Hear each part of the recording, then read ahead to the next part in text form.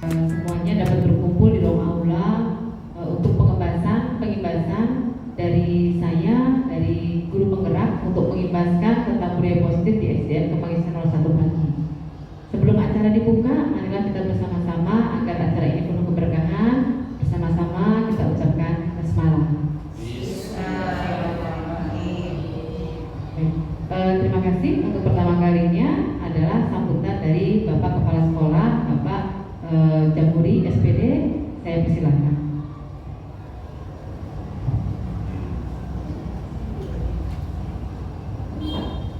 Terima kasih. Bismillahirrahmanirrahim. Assalamualaikum warahmatullahi wabarakatuh. Alhamdulillah, haqqa hamdi wa salamu ba'dil waktu. Saya hormati Bapak Ibu Guru, karyawan SDN Kemanggisan 01, serta atau guru kita, tamu kita, narasumber kita dari jauh dari kota Depok. Kita memberikan semuanya untuk manfaat kita. Alhamdulillah sampai saat ini kita masih diberikan nikmat yang begitu banyak sehingga kita bisa melaksanakan tugas kita. Hari ini kita kumpul di ruang ini dalam rangka pemahaman dan pengenalan konsep budaya kebudayaan yang kita kerjakan hari ini. Salam bagi Allah Subhanahu wa taala. Amin. Salam dan salam yang kita sampaikan pada baginda kita Nabi Muhammad sallallahu alaihi wasallam, pada keluarganya, persahabatnya. Insyaallah kita mendapatkan syafaat kita nanti. Amin ya rabbal alamin. Bapak Ibu yang dirahmati Allah, dalam kesempatan ini yang pertama saya ucapkan terima kasih kepada Bapak Ibu semuanya yang sudah hadir mengikuti pemahaman tentang budaya ini. Kemudian harapan saya apapun itu yang diberikan oleh narasumber kita, ya kita bisa mencatat, kita bisa mengingat, mengimplementasikan, kemudian kita lakukan dalam kegiatan kita sehari di sekolah. Ya, budaya merupakan suatu kebiasaan yang kita laksanakan. Budaya tidak selamanya ada di sekolah, di lingkungan pun ada. Budaya itu bahkan ya lebih berat daripada tentang budaya sebagai kayak adat, lebih berat tentang suatu agama. Ini di sekolahan juga, di sekolah kita banyak suatu kegiatan-kegiatan kita lakukan, kebiasaan kita, yaitu tadi sebelum kita di dalam kelas kita berdoa, kemudian kita menyanyikan lagu Indonesia Raya. Itu adalah salah satu kebiasaan budaya kita yang kita laksanakan. Kemudian dari guru-guru pun sudah memberikan suatu pengajaran bagi kita, nilai kita laksanakan dengan sebaik-baiknya. Apapun hari ini yang disampaikan oleh narasumber, mari kita ikuti dengan sesama dan kita lakukan kebiasaan atau apa yang kita dapat hari ini kita lakukan pada kegiatan kita di setiap hari di sekolah kita.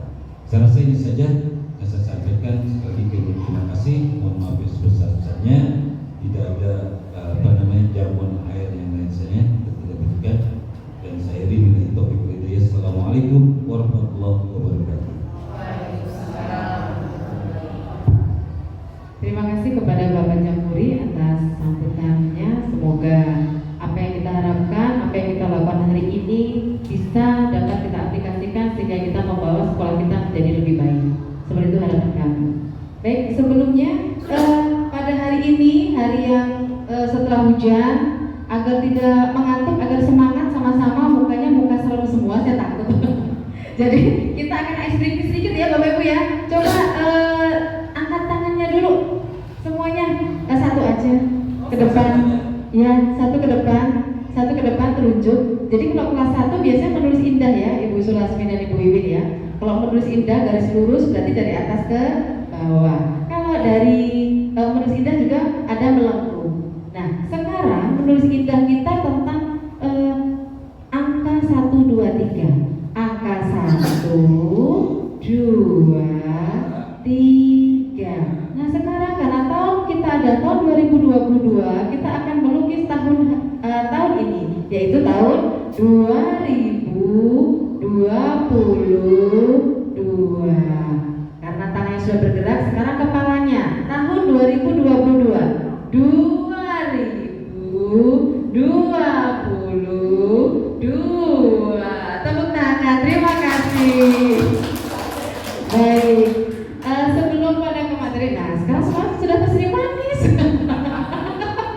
Ya, baik, terima kasih Bapak Ibu. Mohon izin, saya perkenalkan diri dulu. Saya di sini salah satu calon guru penggerak angkatan 5 dari DKI Jakarta. Bismillah, semoga menjadi agen perubahan pendidikan di Indonesia yang bisa menularkan dan bisa membawa teman-teman juga untuk menjadi mengikuti pendidikan calon guru penggerak. Saya amin ya Rabbal alamin. Ya, di sini saya akan menyampaikan tentang beberapa hal yang wajib saya ibaskan ke sekolah di sekolah kita agar sekolah kita mempunyai budaya positif yang lebih baik ke depannya. Seperti itu Bapak Ibu. Ya, mohon izin saya untuk menyampaikan. Ya, baik. Di sini sudah ada tentang konsep apa yang akan kita berikan, bahwa kita akan mempelajari tentang pemahaman dan pengalaman konsep inti budaya positif di SDN Kemanggisan 01 Pagi. Ya, ini adalah profil sekolah kita. Ada Bapak Kepala Sekolah kita, Bapak Jamhuri SPD selaku Kepala Sekolah SDN Kemanggisan 01 Pagi yang selalu bersemangat dan selalu mendukung semua kegiatan positif yang ada di SDN Kemanggisan 01 Pagi. Berikut Dewan Guru SDN Kemanggisan 01 Pagi yang selalu semangat dan ceria untuk menyambut anak-anak di sekolah. Saya ucapkan selamat datang Bapak Ibu guru hebat. Bersama-sama kita berkolaborasi demi terwujudnya budaya positif di SDN Kemanggisan 01 Pagi. Tujuan pengimbasan hari ini adalah mewujudkan budaya positif di lingkungan kelas dan di lingkungan sekolah demi terwujudnya pelajar profil Pancasila. Konsep utama budaya positif hari ini adalah yang akan kita pelajari ada 7 poin. Yang pertama adalah perubahan paradigma belajar, kedua disiplin positif, yang ketiga kebutuhan dasar manusia, selanjutnya motivasi perilaku manusia, posisi kontrol restitusi, keyakinan kelas, dan segitiga restitusi. Selanjutnya adalah perubahan paradigma belajar. Pembelajaran dengan paradigma yang baru, yaitu cara pandang. Cara pandang kita terhadap pendidikan sudah berubah. Pendidikan sekarang mengacu pada pembelajaran yang berdiferensiasi sehingga murid dapat belajar sesuai dengan kebutuhan belajarnya. Sehingga kembali lagi kita dapat mewujudkan profil pelajar Pancasila. Apa maksud diferensiasi? Diferensiasi di sini adalah pembedaan. Pembedaan kita terhadap murid-murid kita yang pasti kita tahu perbedaannya. Contohnya antara murid satu kelas itu pasti ada perbedaannya. Begitu pula perlakuan kita, produk yang akan kita harapkan dari anak-anak sudah saatnya kita berubah pada diferensiasi pembelajaran ini. Kita berikan kemerdekaan, kita berikan anak-anak memberikan produk-produk mereka sesuai dengan kemampuan anak masing-masing. Baik. Yang kedua adalah tentang disiplin positif. Makna disiplin adalah sebetulnya belajar. Jadi selama ini kita terjebak bahwa disiplin itu identik dengan hukuman. Sebetulnya salah, ya. Sebetulnya kurang betul. Makna disiplinnya sebetulnya adalah belajar, yaitu belajar untuk bertanggung jawab terhadap apa yang dilakukan karena mereka mendasarkan tindakan mereka pada nilai-nilai kebajikan universal. Sebagai pendidik, tujuan kita adalah menciptakan anak-anak yang memiliki disiplin diri sehingga mereka bisa berperilaku dengan mengacu pada nilai-nilai kebajikan universal dan memiliki motivasi intrinsik bukan dari ekstrinsik. Jadi anak-anak melakukan budaya positif itu dari hati, bukan karena orang lain yang memaksa. Kenapa? Kita akan selanjutnya bulan kita kembali ke nilai-nilai kebajikan. Nilai kebajikan yang akan diharapkan kepada murid-murid kita adalah nilai-nilai kebajikan yang akan membuat murid-murid kita berprofil pelajar Pancasila, yaitu beriman, bertakwa kepada Tuhan Yang Maha Esa, dan berakhlak mulia. Berakhlak mulia ini terdiri dari beberapa, yaitu akhlak beragama, akhlak pribadi, kepada manusia, kepada alam, dan bernegara. Selanjutnya Selanjutnya, karakter berikutnya mandiri, bernalar kritis, berkebinekaan global, bergotong royong, dan kreatif. Yang ketiga adalah mengenai tentang motivasi perilaku manusia. Setiap manusia mempunyai motivasi dalam berperilaku. Yang pertama, untuk menghindari ketidaknyamanan. Yang kedua, untuk mendapatkan imbalan. Yang ketiga, untuk menjadi orang yang mereka inginkan dan menghargai diri sendiri dengan nilai-nilai yang mereka percaya. Ketika kita menerapkan kata disiplin tanpa kata tambahan positif, maka akan terbentuk, sesungguhnya kita membentuk identitas yang sukses untuk anak-anak, tetapi hukuman yang merupakan identitas gagal pada anak-anak. Di sini ada bagiannya, yaitu hukuman di sini akan berefek ke anak. Sesuatu yang menyakitkan harus terjadi. Itu sudah menjadi mindset anak-anak. Aku akan dihukum, pasti aku akan tersakiti. Yang kedua, akan timbul ketidaknyamanan untuk murid dalam jangka waktu yang panjang. Jadi akan menimbulkan trauma pada anak. Yang ketiga adalah korban yang menjadi hukuman itu tidak mendapatkan keadilan, dan murid akan merasa tersakiti. Identitas yang tadi ada termasuk identitas gagal. Identitas sukses ada dua, disiplin yang konsekuensi atau disiplin yang restitusi. Disiplin konsekuensi ini sudah ada perbaikan, tetapi belum dari hati anak-anak, karena konsekuensi ini sesuatu harus terjadi. Si anak melakukan kesalahan, kamu harus seperti ini. Kamu sudah memecahkan gelas, berarti kamu harus minta maaf. Di situ konsekuensi. Konsekuensi ini menimbulkan tidak nyaman untuk murid, tapi dalam jangka waktu pendek. Ketika mereka sudah melakukan tanggung jawab, dia merasa sudah lepas dari kesalahannya. Selanjutnya, korban bisa diabaikan. Lalu murid atau anak dibuat tidak nyaman. Berbeda dengan restitusi. Jika restitusi itu pilihan, dapat menguatkan murid dalam jangka waktu yang panjang. Dan korban mendapatkan pengganti, dan murid juga mendapatkan penguatan dari dalam dirinya sendiri. Pemberian penghargaan atau hadiah sebetulnya mempunyai efek negatif. Seperti apa? Ketika jangka pendeknya seseorang akan melakukan sesuatu karena suatu alasan, jadi akan timbul rasa pamrih. Yang kedua, jangka panjangnya seseorang akan selalu berpikir, berharap mendapatkan lagi dan lagi penghargaan tersebut. Kemudian penghargaan itu tidak efektif.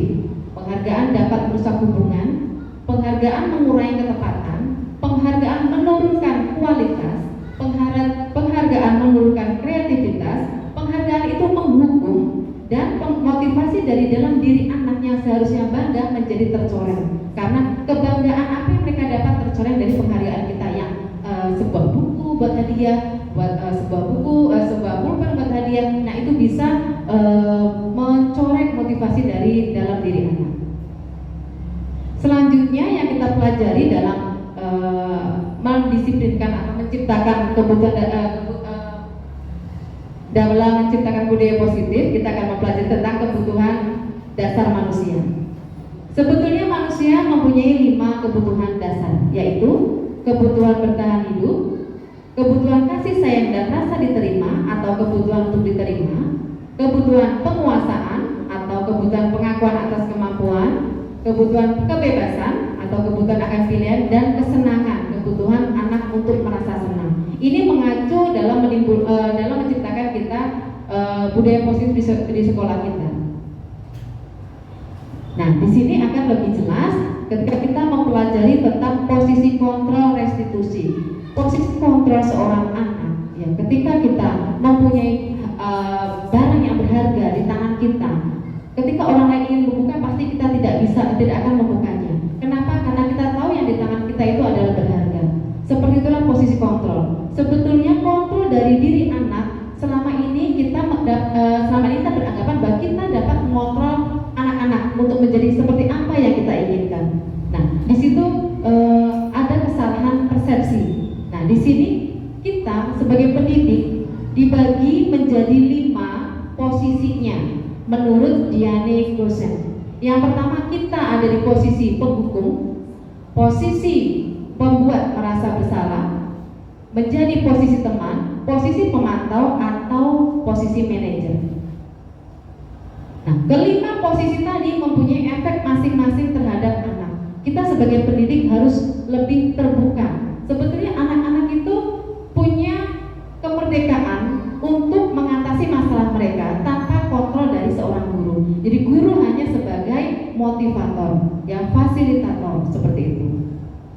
Motivasi, ya, identitas gagal dari motivasi eksternal adalah identitas gagal sebagai pendidik yang sebagai penghukum atau pembuat orang bersalah, pembuat orang merasa bersalah. Ini adalah identitas gagal dari seorang pendidik. Ketika pendidik menjadi penghukum, biasanya pendidik akan menghardik, menunjuk-nunjuk, menyakiti, dan menyindir. Biasanya guru berkata, kamu kalau tidak melakukan ya, nanti ibu. Nah, itu kita termasuk tipe pendidik. Pembuat orang merasa bersalah. Biasanya pendidik berceramah, menunjukkan kekecewaan yang mendalam. Nah, itu membuat anak akan merasa bersalah. Biasanya dikatakan dengan bapak, kamu sudah mengecewakan ibu dan bapak. Seperti itu, anak akan tersentuh, tapi akan ada rasa bersalah kepada mereka, ya. Nah, dua posisi kontrol pendidik, jika dalam menjadi penghukum atau pembuat orang merasa bersalah, maka kita menciptakan murid-murid dengan identitas yang gagal. Identitas berhasil apabila kita menjadi teman, pemantau, atau manajer. Tiga-tiganya termasuk sukses. Tapi ketika kita menjadi teman atau pemantau, itu termasuk perilaku kontrol positif tapi dari orang lain. Guru yang mengontrol murid. Nah, di sini ketika pendidik menjadi teman, guru biasanya membuatkan alasan untuk murid-muridnya, selalu membela muridnya. Biasanya pendidik akan berkata, lakukan untuk bapak ibu ya sudah, nanti bapak ibu bantu ya. Nah, seperti itu ketika pendidik pada posisi teman. Nah, sekarang sebagai pemantau, biasanya pendidik akan menghitung dan mengukur kesesuaiannya. Biasanya berkata, apa peraturannya? Ayo apa konsekuensinya? Nah, itu pendidik hanya sebagai pemantau. Tapi ketika kita sebagai manajer, sebagai posisi kontrol manajer, ya, kita akan mengajukan pertanyaan-pertanyaan yang akan membuat siswa mengemukakan alasan jika ketika siswa tersebut melakukan kesalahan. Guru akan memberikan pertanyaan seperti apa sih, kenapa sih kamu begini. Nah, kita akan membuat anak-anak itu untuk bercerita tentang apa yang mereka alami. Biasanya guru berkata ketika menjadi seorang manajer, apa yang kita yakini, apa yang kamu yakini. Kalau kamu meyakininya, maukah kamu memperbaikinya? Nah, di situ kita ambil kontrol diri anak sebagai mengontrol dirinya sendiri, bukan dari gurunya. Kamu udah memecahkan, berarti kamu harus mengganti gelasnya ya. Nah, itu kontrol dari guru. Kalau kontrol dari anak, kita akan memantik anak untuk menyelesaikan masalahnya. Seperti itu. Jadi guru hanya sebagai fasilitator. Nah, dampak yang dihasilkan jika pendidik menjadi seorang tipe penghukum, siswa akan menjadi pemberontak, pendendam, dan menyalahkan orang lain. Tipe pembuat merasa bersalah akan menyebabkan siswa akan menyembunyikan kesalahannya, menyangkal, berbohong, tidak jujur. Jika guru menjadi teman, tipe teman sebagai murid, ya murid akan tergantung, tidak bisa mandiri dan tidak bisa memutuskan karena selalu di-backup oleh pendidik. Jika pendidik sebagai pemantau, maka murid berpikir tujuan hanya untuk dirinya sendiri. Oh, aku agar dapat hadiah, aku berbuat seperti ini. Tetapi jika pendidik sebagai tipe manajer, maka akan membantu murid dapat mengevaluasi kesalahannya dan berusaha menjadi dirinya yang lebih baik. Itu yang kita harapkan kepada anak-anak kita saat ini. Posisi manajer adalah posisi kontrol yang disarankan untuk membimbing murid. Bagaimana kita sebagai pendidik menjadi posisi kontrol, yaitu suara manajer netral, tidak emosional, tidak terlalu ramah, dan tidak bernada tinggi. Tercipta identitas positif atau berhasil, Guru dengan tulus mengajukan pertanyaan-pertanyaan bermakna agar membuka pikiran murid. Guru membimbing murid untuk menyelesaikan masalahnya secara mandiri. Nah, tadi sudah mulai terbuka ketika kita di posisi apa ya Bapak Ibu ya. Baik, yang selanjutnya dalam menciptakan budaya positif, kita juga harus membuat keyakinan kelas. Apa itu keyakinan kelas? Maka kita akan ada dua pertanyaan di sini. Mengapa maksudnya pengendara dan pengendara motor memakai helm? Mengapa saat ini kita memakai masker ketika keluar rumah? Ini ada dua pertanyaan. Dan jawabannya biasanya pertama adalah untuk keselamatan, yang kedua untuk kesehatan. Nah, betul ya?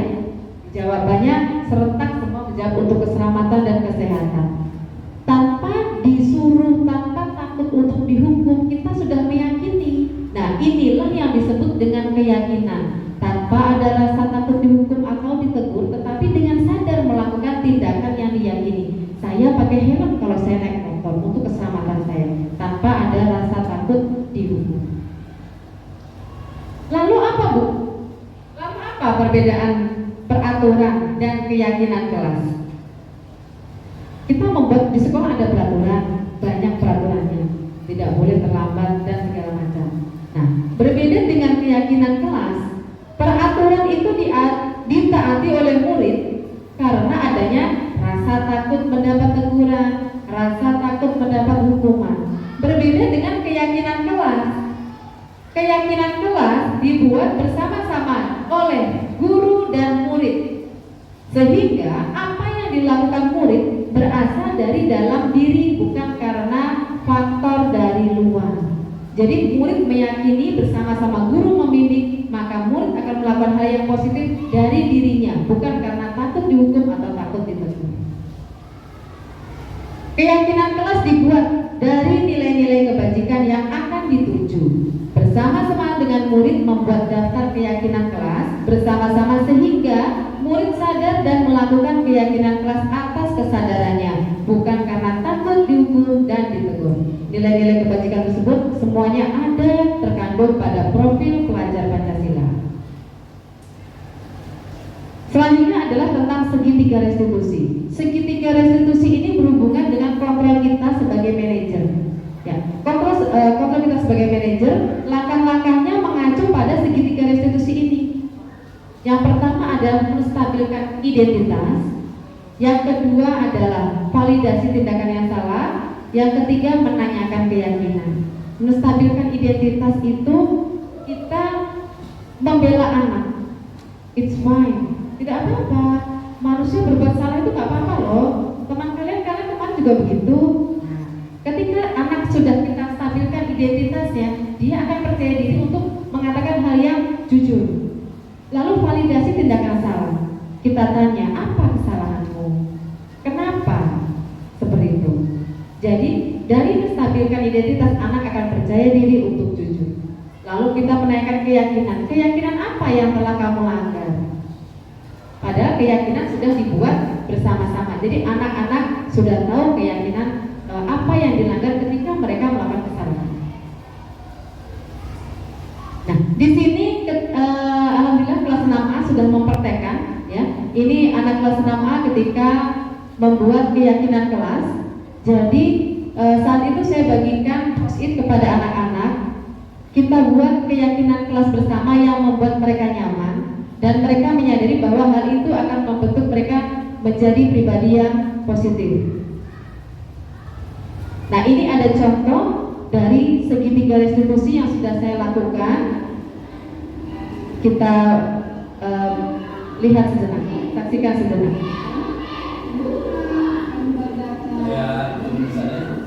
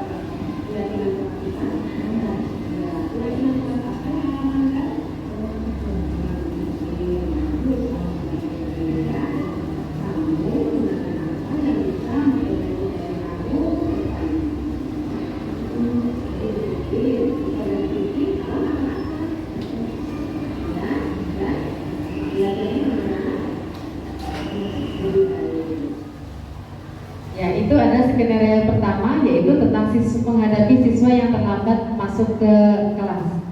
Skenario kedua adalah siswa yang tidak mengerjakan PR.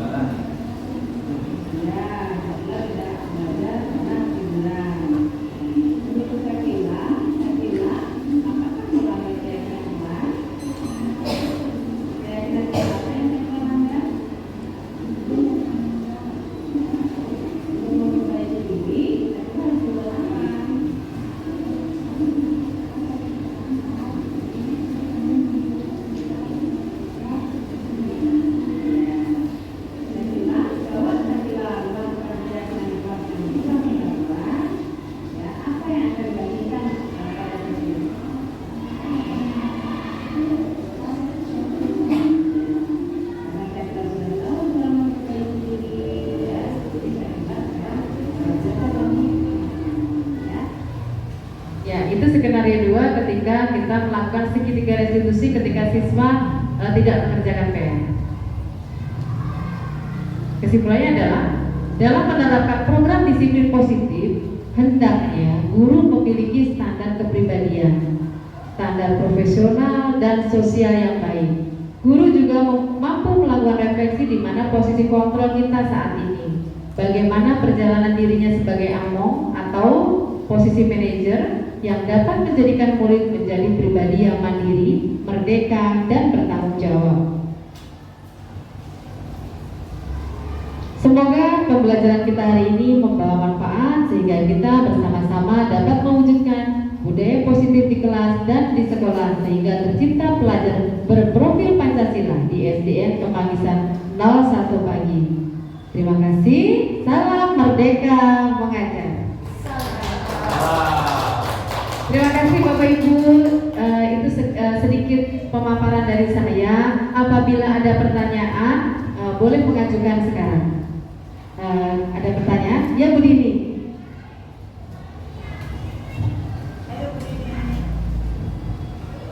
Sambil duduk aja nggak apa-apa Bu Dian. Terima kasih atas kesempatan untuk pertanyaan. Saya ingin bertanya dari yang dipaparkan tadi Bu Dian. Bagaimana menjaga keberlanjutan budaya positif agar selalu dapat diaplikasikan di kelas dan di sekolah. Terima kasih. Terima kasih kepada Ibu Dini. Jadi tentang keberlanjutan berarti berkesinambungan ya. Selalu kita lakukan terus bukan hanya karena ada guru penggerak kita lakukan setelah itu terputus seperti itu ya Bu Dini ya. Baik, berarti hal itu kita mulai dari dari pendidik sendiri. Kita semua kita memberikan contoh dulu ke siswa.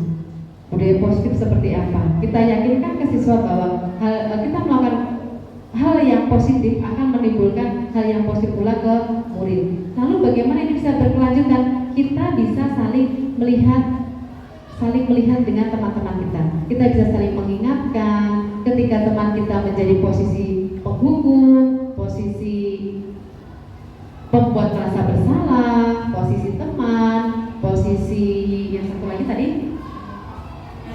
kalau manajer paling itu ya, yang paling dihadapkan. Jadi posisi teman yang satu lagi posisi pemantau. Nah kita bisa saling mengingatkan mengingatkan bahwa pendidik itu memang pada posisi manajer. Jadi kita bisa sama-sama maju, sama-sama kita membuat anak-anak kita untuk berlaku positif. Ketika melakukan kesalahan dia bisa mengakui dan mau memperbaiki. Seperti itu Bu Dini. Untuk keberlanjutannya berarti memang kita harus berkolaborasi antar semua warga sekolah. Sepakat Bapak Ibu? Ya. Ada pertanyaan selanjutnya? Baik, terima kasih tidak ada pertanyaan. Maka dari itu Bapak gimana tanggapannya? Ya. Ya, terima kasih. Tanggapan saya tentang bagaimana menjaga keberlanjutan budaya positif ini, ya artinya pemaparan dari Ibu ya cukup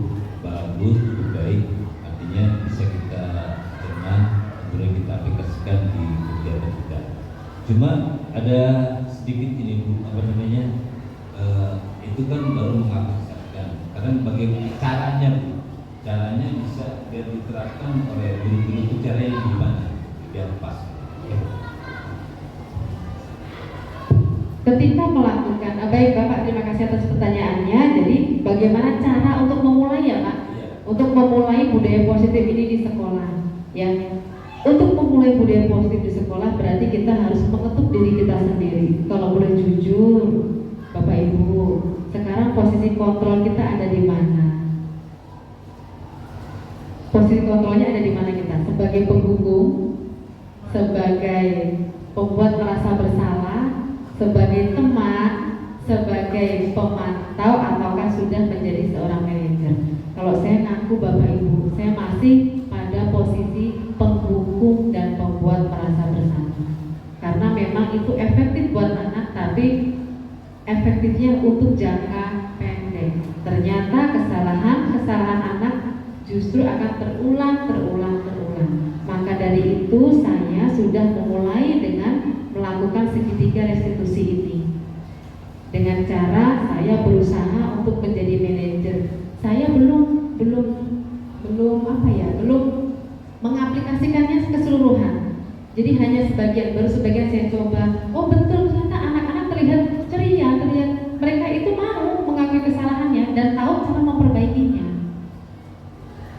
Caranya yang misalkan apa yang harus dilakukan pertama kali, kita refleksi dulu ke diri kita dulu.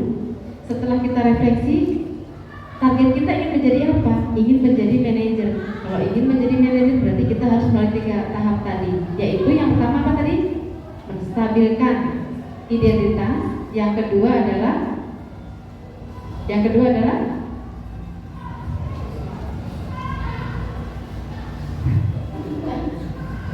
validasi tindakan yang salah dan menanyakan keyakinan. Apa yang dilakukan pertama kali yaitu membuat keyakinan kelas. Keyakinan kelas kita buat dulu. Kalian ingin apa? Ibu sebaiknya begini loh, kalian seperti ini. Kita buat keyakinan kelas, kita buat post-it bagian ke anak, biarkan mereka menulis semaunya.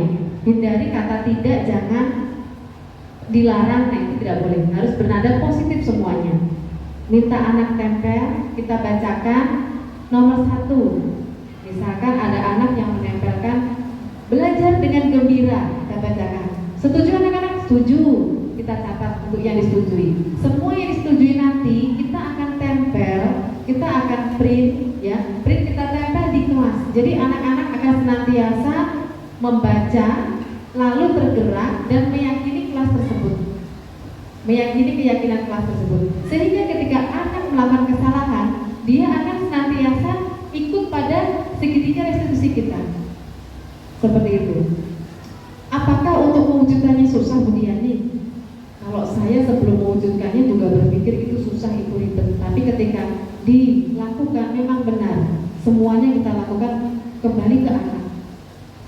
Tujuannya itu kembali ke anak-anak, akhirnya menjadi nyaman. Pembelajaran di kelas juga menyenangkan. Ya, saya ingat ketika saya menjadi tipe penghukum, ketika saya membuat anak keluar dari kelas, berarti saya membuat hak anak tersebut tidak mendapatkan haknya ketika di kelas, ketika belajar sebetulnya. Seperti itu Bapak Ibu. Mungkin untuk menjawabnya seperti itu Bapak. Semoga Bapak puas ya dengan jawaban saya.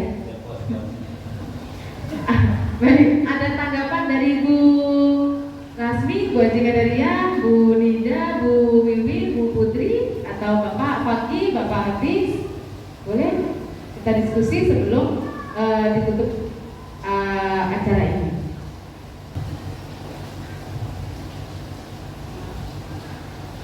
Baik, terima kasih Bu Dian. Bahwa budaya positif yang disampaikan Bu Dian ini dalam Bu Dian memberikan meneruskan apa yang Bu Dian dapat dari guru belajar ini disampaikan, diimbaskan ke kami guru-guru SD Kemandirian 01. Nah, memang berat ya budaya positif ini.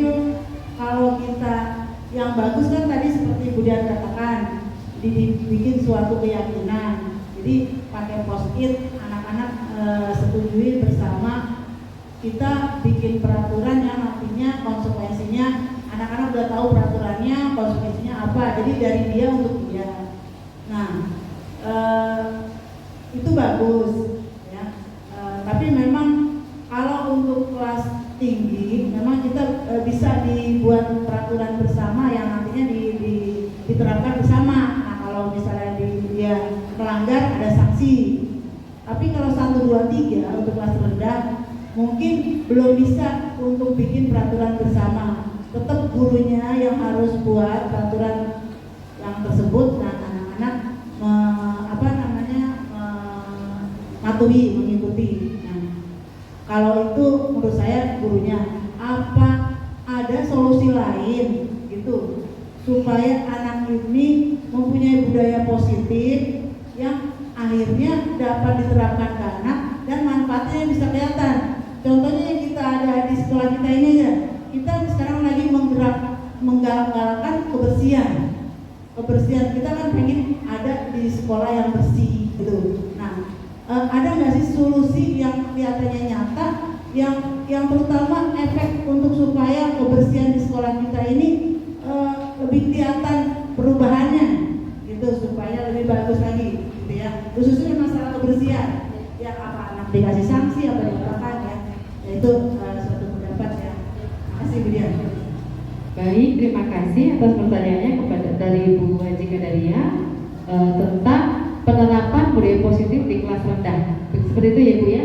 Memang kalau di kelas tinggi, kelas 4, 5, 6 kita bisa aplikasikan membuat keyakinan kelas bersama-sama dengan membagikan post-it dan menulis. Nah, karena 1, 2, 3 memang masih kelas rendah, mungkin caranya adalah dengan kita diskusi Ibu. Jadi diskusi kalau kita begini bagaimana, seperti itu. Jadi bukan melalui tulisan tapi melalui lisan. Sepertinya itu lebih tepat untuk yang kelas rendah dalam pembentukan segitiga restitusi itu. Nah, untuk kembali ke kebersihan sekolah, kebersihan kelas seperti apa agar anak itu dapat peduli gitu ya Bu ya. Nah, itu kembali lagi pada nilai-nilai kebajikan yang ada di profil pelajar Pancasila. Salah satunya adalah akhlak mulia. Akhlak mulia tadi ada akhlak terhadap lingkungan. Nah, itu nanti salah satu itu adalah salah satu cara kita dalam membentuk keyakinan kelas, Ibu Haji, seperti itu. Jadi ketika membuat keyakinan kelas, kita misalkan ingin fokus pada lingkungan, tapi bukan lingkungan saja. Kita masuk ke akhlak mulia. Akhlak mulia tadi termasuk akhlak agama, akhlak pribadi, akhlak manusia, dan akhlak alam, juga akhlak bernegara. Nah, kita masuk ke akhlak alam. Nah, kita buat keyakinan kelasnya mengacunya pada sini Bu. Jadi gimana caranya agar sekolah kita bersih? Kita ajak anak berbicara. Bagaimana kalian nyaman tidak di sekolahnya jika kelasnya kotor? Kita ajak bicara anak-anak.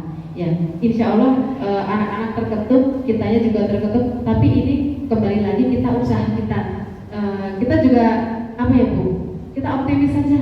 Bismillah. Semoga anak-anak ketika kita ajak begitu mau berubah. Ketika kita sebetulnya pengacuan keyakinan kelas jika berdasarkan nilai-nilai kebajikan profil pelajar Pancasila ini Bu, ini sudah mencakup semuanya di sekolah ini.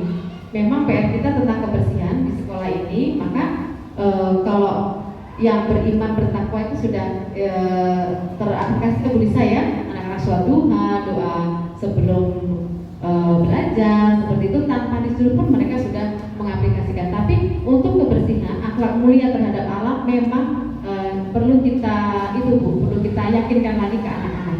Semoga dengan kita melakukan segitiga restitusi kita bisa membawa perubahan lebih baik kepada anak-anak dari dalam diri mereka untuk sekolah kita. Begitu. Terima kasih Bu Haji.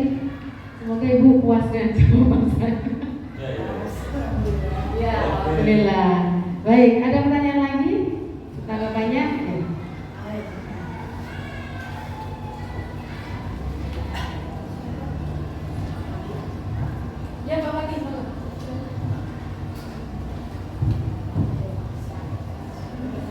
Bismillahirrahmanirrahim.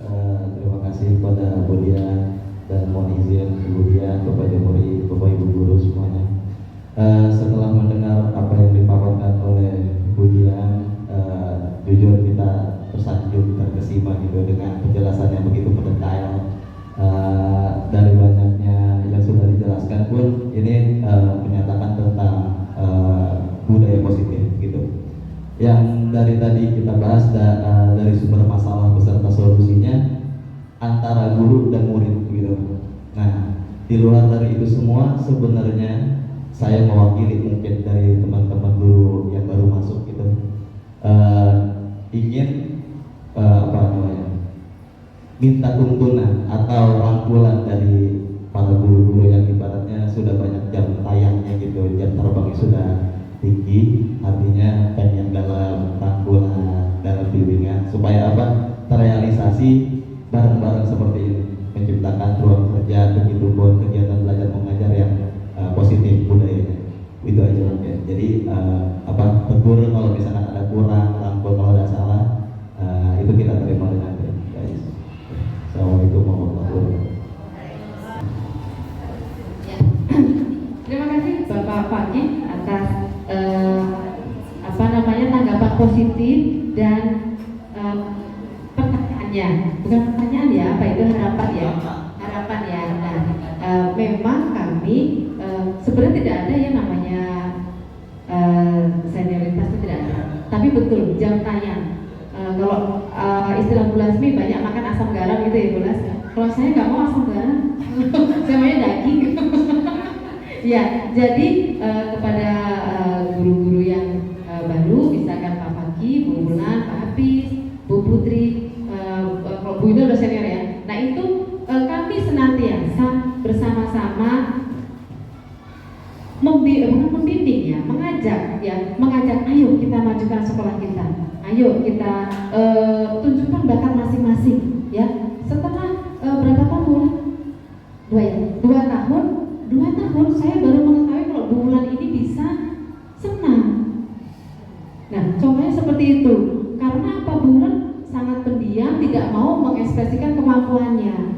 Begitu juga saya baru tahu kalau Bu Putri, wah goyangannya luar biasa ketika kreativitasnya itu luar biasa. Saya juga Pak Fakih membuat video-video sangat, saya pun kalau itu butuh salaman Pak Fakih. Tapi Pak Fakih ketika senam selesai, udah di-upload aja. Wah, apa nih ini cepat sekali gitu. Nah, itu perbedaan kami dengan guru-guru baru. Jadi tidak ada namanya bukan bimbingan ya, apa ya? Kita sama-sama.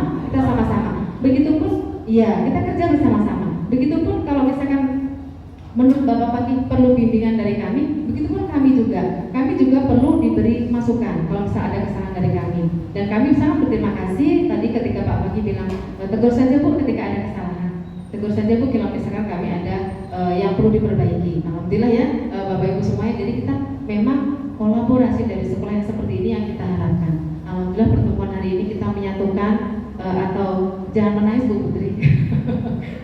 kita menghempaskan segala gap-gap. Kita tujuannya satu, tujuannya untuk menjadikan anak-anak kita, murid-murid kita itu berprofil pendidikan Pancasila yang mengacu pada nilai kebajikan, dan kita ingin mendapatkan pekerjaan yang barokah. Seperti Bulan, Bu Putri ya, kami minta ayo kita sama-sama kita tunjukkan. Kadang kita kalau minta juga kayak gak enak gitu ya.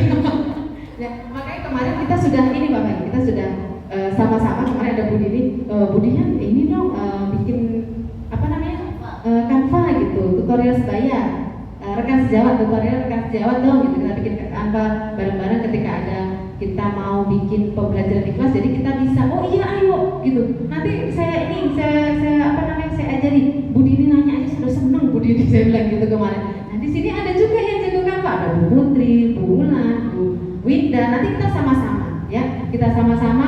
Misalkan saya taunya cuma sebatas ABCD, siapa tahu Bu Bulan tahu DEFG, Bu Putri tahu KLMNOP dan seterusnya. Kita saling menutupi, kita saling menambah, kita saling melengkapi sehingga terjalin kolaborasi yang positif di sekolah kita. Seperti itu Pak Fakih ya.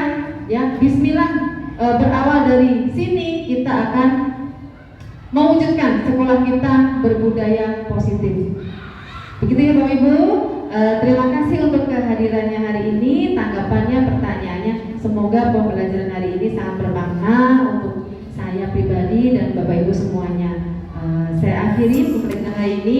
Wassalamualaikum warahmatullahi wabarakatuh.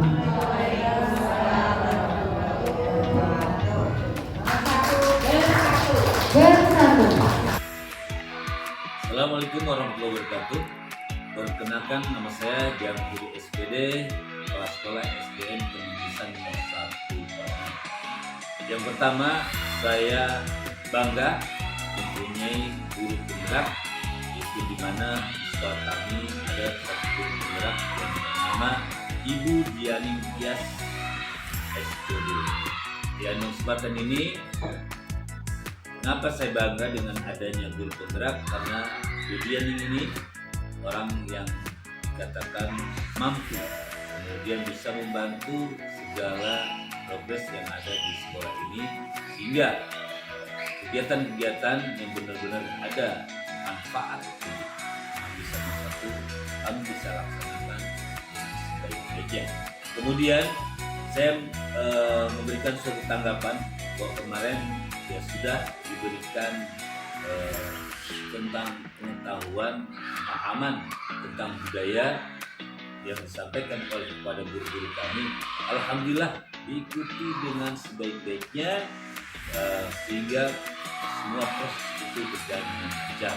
Harapan saya dengan adanya presentasi tadi dengan guru tadi, insya Allah semuanya ya ke depan guru-guru yang sudah diberikan guru ini dapat dilaksanakan dalam proses belajar mengajar. Insya Allah sekolah Kemendisan 01 lebih maju lagi. Dan sekali lagi kami ucapkan kepada Ibu Dianing Tias, dan mudah-mudahan proses ke depan Ibu selalu diberikan kemudahan dan kelancaran. Itu saja. Billahi taufiq wal hidayah. Assalamualaikum warahmatullahi wabarakatuh. Assalamualaikum warahmatullahi wabarakatuh. Saya Sulasni SPD adalah rekan guru Ibu Dianing Tias selaku guru penggerak Angkatan 5 DKI Jakarta. Saya bangga dengan Ibu Dianing Tias yang lolos mengikuti pendidikan guru penggerak. Pengimbasan budaya positif yang telah dilakukan Ibu Dianing berjalan dengan lancar. Harapan saya semoga budaya positif dapat terus dilaksanakan di SDN Kemendisan 01 Pati secara berkelanjutan. Selamat kepada Ibu Dianing. Semoga sukses. Amin ya rabbal alamin. Waalaikumsalam warahmatullahi wabarakatuh.